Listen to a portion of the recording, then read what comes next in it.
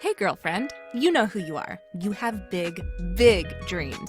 You want to write a book, stand on a TED Talk stage, be a life coach offering wisdom from your RV in Montana, a cafe in Barcelona, or a beach chair in Tulum. Your other girlfriends and your family, they don't always get your biz savvy. Why do you want to leave your JOB? Because you're a C.A.T.S, aka coach, author, thought leader, and speaker. Meet other change makers like yourself and find out how they make it happen. This is the Big Meow podcast. Hey, friends, it's Kristen, and I'm here with Laura Enzor. Hi, Laura. Hello. So nice to be here. I know. I love this work that you're doing around reinvention. I mean, I feel like that is such an important journey for us women. We play so many roles in our lives, and sometimes it can be really helpful to have a graceful transition to that next role. Yes, and the transition is the key word because, I'm finding, well, while I work with women over 40, basically, in that range, it's usually the time in life where we're headed into this new chapter. Maybe the kids have gone, maybe we've, spent our whole life raising them, and we're wondering what's next for us, Right. like, I don't know what to do with myself. And so reinvention is the heart of that. It's helping those women who, they're uncomfortable in this new season, whether it's just midlife in general too, right? Like, oh, how did I get here? And what am I doing? And, we take them through like an 8-week process that really breaks down everything they need on a heart level, right? Because what we're really kind of disconnected from is our hearts. And that's when we find we're in discomfort. So that's the journey I take them on. And it usually ends up providing them with so much more than they just walked in to solve one problem, right? They think, oh, I want to get back on track, but they end up, coming out of it with so much more. I feel like that's really something that's true for a lot of women who choose to become an entrepreneur, right? So you were working for a while if you had a family, or you're in a corporate environment and it's just not as satisfying or energizing for you. And so you make this decision, to become an entrepreneur, a cat, maybe a coach, author, thought leader, or speaker.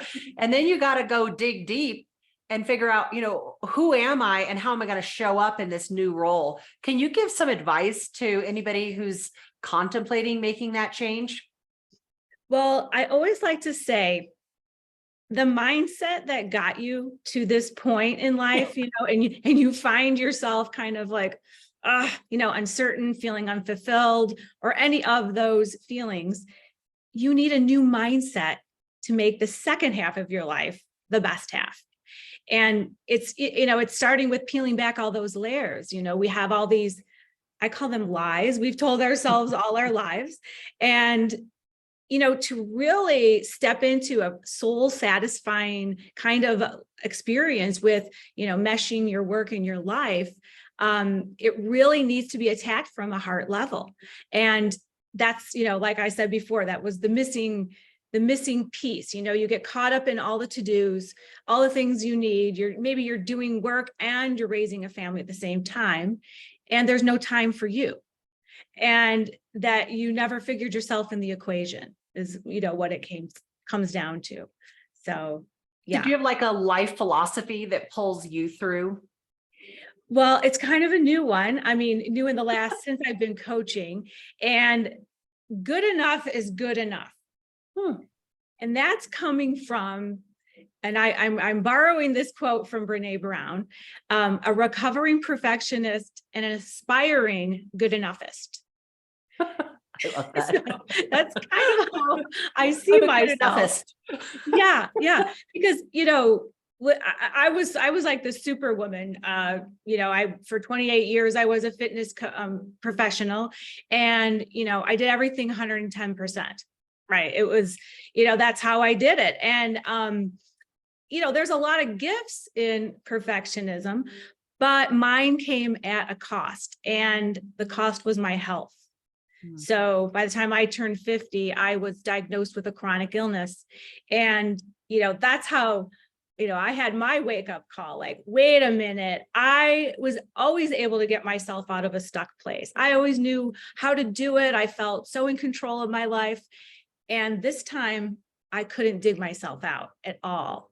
And that's how I found coaching. And, so I'm like, I knew I didn't need therapy. I needed a way to move out of this hopeless, helpless mindset I found myself in. So coaching wasn't something I ever expected, aside from fitness coaching, that I would ever do. But coaching found me. And I just got hooked on the whole thing. And, 3 certifications later, here I am. And, and I continue to do my own work all the time. And it just keeps getting richer and richer. And so, I think sometimes women don't acknowledge, or they're afraid to acknowledge, that they're in a struggle, right? Whether it's a struggle in your heart, struggle with balance, struggle with boundaries, struggle with relationships. And they sometimes can take the route of, well, if I give it enough time, things will change, right? That magical thinking that things will change on their own. And really, we are the ones that can make the change in our life, and waiting for it just prolongs the agony of the situation you're in, right? Oh, absolutely. So what do you do for self-care now? Oh, I really love this new routine I have. I've been doing it for a few months now, but so I turn my phone off at night, turn it into airplane mode, and put it 10 feet away from me. And because I'm an EMF. Yeah. Well, and I'm also, it's because of the EMFs, right? I don't want all that because of my chronic illness. It really makes a difference. So I wake up, I grab my phone, I get in bed, and I turn on my 10-minute meditation, and I'm just lying in bed. It's so easy.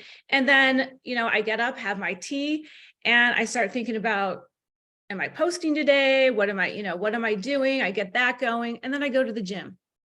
So, I've created a schedule that fits for my life, right? And when I coach, and I've got my schedule down, and I've really had to be really good with self-care to get through my chronic illness, which was Lyme disease. And at this very moment, though, 2 weeks ago, I got lab results back that said I was in remission. So I love it. I love happy it. dance. Congratulations. That's awesome. Yeah. I do feel like we can sometimes just turn the tide by just our intention and our actions of self-love. Mm-hmm. Right on. And I truly believe that, for me, it's been 10 years in the healing process. And, each time I work on my mindset, it helps me cope better, with the situation. And, going from not being able to play tennis and walk and do all the things after being a very active person my whole life, it was, I didn't like who I was becoming, right? I wasn't that person. I didn't know who I was. So all the coaching practices just help me kind of get back to me, and then better, right? Like, I'm not even the same person I used to be. I don't even desire to do, all the things that I used to do. Like I think of how I would fill up my morning. I'd be at the gym for 3 hours. I'd be, Oh my God. I'm like, I don't even want to be there 3 hours anymore. But, Oh my it's God. kind of on the overcommitted side. So yeah, no, I'm feeling like really powerful in my life. And, I've turned 60 this year, and I'm like, well, you look fabulous. Oh my God. I love it. Amazing. But like, I hate to, women hate to say their age. And I'm thinking like, wow, I'm just starting. Like, I've created a new workshop that I'm doing in the area that I live in, Scottsdale. And it's an in-person mind, body, spirit workshop. I do it as a retreat add-on, or I'm also doing my own standalone. And it's what I do, because it's kind of connected to my coaching, that I help women connect, deepen, imprint, and manifest their highest positive vibrations.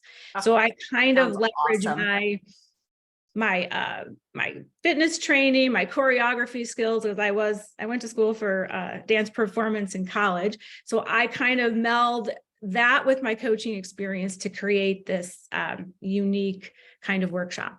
So what's next for you aside from this new workshop? Well, growing that's because that's just kind of coming together this year. I premiered it in October in Puerto Vallarta, and everyone there was like, you have to do this. This is great. You know, it's a great team building activity. And it's also, everybody's working on their own individual positive mindset. So it's all based on shifting your negative self-talk. And I kind of create a whole experience for them. So I'm looking forward to really developing that and getting out of my house, right? Yeah. Right. You know, none of us are in our house too much or have any negative self-talk. So yeah. And in fact, I'm just going to go walk outside after this interview. Yeah. And it does help, you know? Oh yeah, absolutely. So where can we find you? Oh, you can find me at lauraenzor.com. Simple, my name. And from there, everything spills out, right? I have a nice free download for anyone who's interested. Wonderful. And yeah, they can connect with me there. Thank you so much for being on the Big Meow. You are welcome, Kristen. Nice being here. Thanks for listening to the Big Meow podcast, sponsored by C.A.T.S Network. If you liked what you heard, please take a moment to subscribe and share this podcast